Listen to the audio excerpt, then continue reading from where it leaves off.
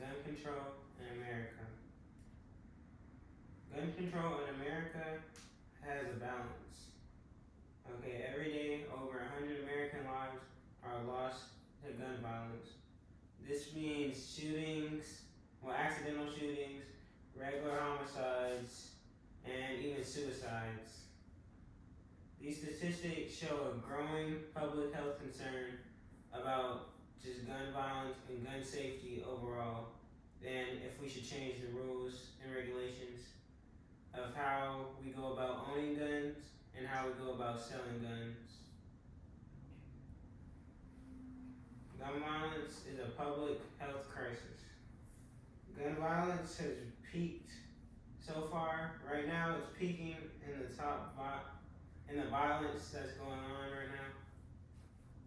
Okay, it's not just about the mass shootings, but it's also about the daily suicides that are occurring from guns and even domestic violence incidents that happen that also involve guns. There's a lot of, since a lot of people have easy access to guns, because it's real easy to access guns, especially here in Texas, there's a lot of people that they make an impulsive decision, and next thing you know, there's another case of gun violence just because someone did something real impulsive real quick. Now, stronger laws work because if you look at other countries and what they've done to regulate their gun safety,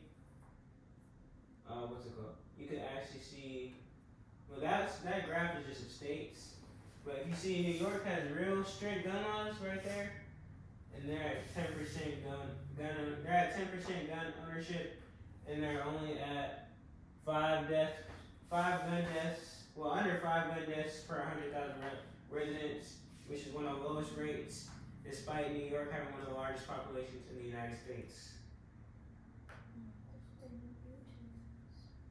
Global success stories. Now, this one you see other countries that really put a limit on the guns and really don't let their citizens have guns.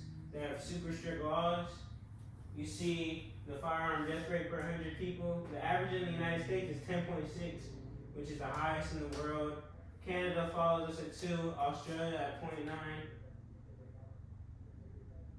and UK at 0.3, Japan at 0.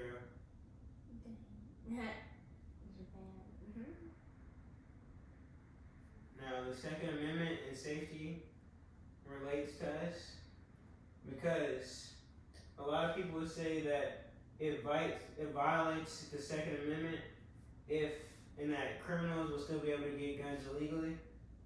But if you look at the case of the District of Columbia versus Heller, that was in 2008, reasonable and stricter firearm rules are constitutional, and background checks and looking if a person has red flags for gun ownership isn't violating anyone's Second Amendment and isn't taking anyone's rights away. Now is the time for action. We need a push for background checks on everyone that's owning guns. We need stricter laws. And we just need safer storage practice and more gun safety to be more broadly taught to everyone, even those of us that don't own guns. Thank you guys for watching this video.